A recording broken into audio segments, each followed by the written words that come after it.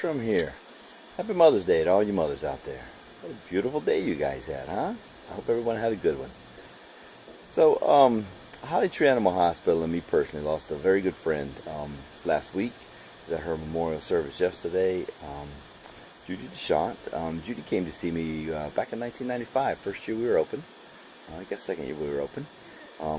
Funny thing about Judy was she called me 3 times and personally came to see me twice to talk to me and interview me before she ever let me touch her cats or meet her cats. And I got to be honest, the first couple of times I talked to her on the phone and the first time I met her personally, I thought, you know, this is a really nice lady. And that crazy cat lady is never going to let me touch her cats. But once she did, once we got to know each other, blossomed into a wonderful friendship, a great professional relationship. She worked for Northwest Airlines here in Greenville, and she took really good care of me when I got stranded a couple of times. She could always work things out. The world's not quite the same happy place it was with Judy in it, but let me tell you, she touched a lot of lives, and her light's going to keep shining on. But that reminded me that I've been meaning to make a video for a long time about how do you find a veterinarian? I get this question all the time when people are moving. Do you know somebody in Orlando? I did a long time ago, but not anymore. Do you know this person in Cornelius, North Carolina? No, I grew up in Charlotte, but I don't know about Cornelius right now. So here's the way that you go to find a veterinarian. It's kind of the same way that you go to find a new doctor when you move to town. All right? So I will tell you that statistics say that 85% of you will find your veterinarian by location. You're going to find a veterinarian that's close. You're going to see it when you drive by. It's going to be close to your house because nobody likes to load their dog up and drive halfway across the county to find a veterinarian. And that makes sense. That's how I found Dr. Berglund. When I first moved to town, I was like, hey, my hospital's going to be at the bottom of the hill. Dr. Berglund, a Holly Tree Family Practice, is at the top. Let me go meet him. That turned into a great relationship. Shortly after I'd been with her a little bit, I ended up with Dr. Mark White. Been a great relationship. Everything works great. The second most common way you're going to find is obviously a personal recommendation. So if you move to town, you meet some people you know in the neighborhood walking around, they got dogs, they say, hey, who's your veterinarian? Who do you like? And why do you like them? Always ask, why do you like them? I can tell you, the folks that come to see us, the number one reason they come to see us is because they drive by. We always ask on our new client sheets, how'd you find us? Drive by. You're close. Used to be the phone book. Now a lot of it is on the internet. Not a lot of people look in the phone book anymore, but the internet. So check folks out on the internet. We had a client not too long ago. They found us on an emergency basis, but as we were talking after the emergency, they said, you know, I love your videos, Dr. Shrum. I've been meaning to come here because I just love the way you talk in your videos because they're straightforward. Well, I'm sure some people look at my videos and say, that guy's a doofus. I'm never going to go see him for a vet. He doesn't know what he's talking about. Hey, it's a personal relationship. So you really need to make sure that you're comfortable with that personal relationship. So check out the website. See what the practice is all about. You can look at a website and figure out a lot about a business in a lot of cases. So where is it located? Personal recommendation. Professional reputation. For my money, I'm going to look for a doctor that is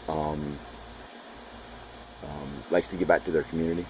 Man, that was a home run with Dr. Berglund. He is very active in our community, and he's passed that down into his practice now that he's retired. That practice is still very active in the community. I love that. You guys know me. You can still see my hair. Very active in the community. So that's not for everybody, but you know, for some folks, that's very important. For me, it's very important. What it all comes down to, and this amazes me, a lot of times when I see someone that will ask me, is it okay if I come to see you? I see clients that are not comfortable with their doctor, with their veterinarian, and they're afraid to leave that veterinarian. And I guess sometimes the devil you know is better than the devil you don't know. And I guess I can get that sometimes. If you're uncomfortable with a situation, if you're feel like you're not communicating well with a personal doctor, you know, your medical doctor, or your chiropractor, or your dentist, or your veterinarian, it's time to find someone you can communicate with. When kids come to me on career day, I say, why do you want to be a veterinarian? And they say, I want to be a veterinarian because I love animals and I don't like people. Well, you're not going to be a very good veterinarian, right? Because the dog's not going to drive themselves to the vet. They're not going to tell the vet where it hurts. They're not going to take their medicine. Most importantly, they're not going to pay their bill, right? So you're not going to be a very good veterinarian if you can't communicate with the owner. So if I can't talk to you and find out what's wrong with your pet, and I can't convince you that you need to do certain tests, and that you need to give your animal certain medications. And these are the reasons we need to do these things to make your animal better. And these are the things that you realistically need to expect from our testing and from our treatments. And this is what we expect to happen. And if that doesn't work, this is what we need to do next. And if I can't figure this out, or if he or she doesn't get better, you need to go see someone smarter than me, or someone that specializes in this, or someone that can give you a different opinion or a different viewpoint on this. If I can't communicate that with you, either from a personal, a personality difference, or, or we just hit it off wrong, or, I'm not going to take it personally. We just don't click. That's fine. I'm not helping your animal. And if I'm not helping your animal, I'm not helping your animal. And you need to find someone who can. That's not going to hurt me. It's all about your animal. It's all about your animal, right? And I'm not going to lose any sleep over it. You shouldn't lose any sleep over it. You need to find someone that's going to help you. And if you feel like you're just not clicking with me, I know lots of great veterinarians in Greenville County, and I'd be more than happy to tell you who I think practices very good medicine. All right? I'll be more than happy to tell you that. And maybe their personality will click better with you than mine does. You're not going to hurt my feelings. Trust me. Not at all. There's lots of people that hurt my feelings, but I get over it, right? Because I'm a happy guy. It doesn't bother me. So that's where we come back to Judy.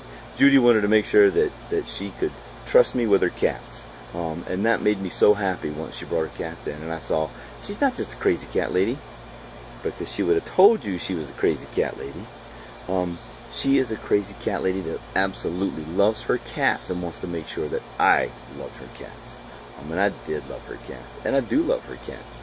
And her cats were on the bed with her when she passed last week, and it was wonderful.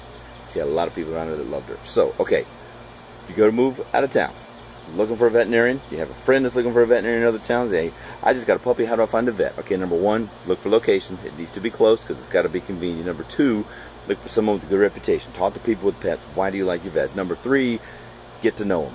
All right? Go in, see them, get to know them. All right? And it looks like supper's ready, so I got to run. Take care. Happy Mother's Day.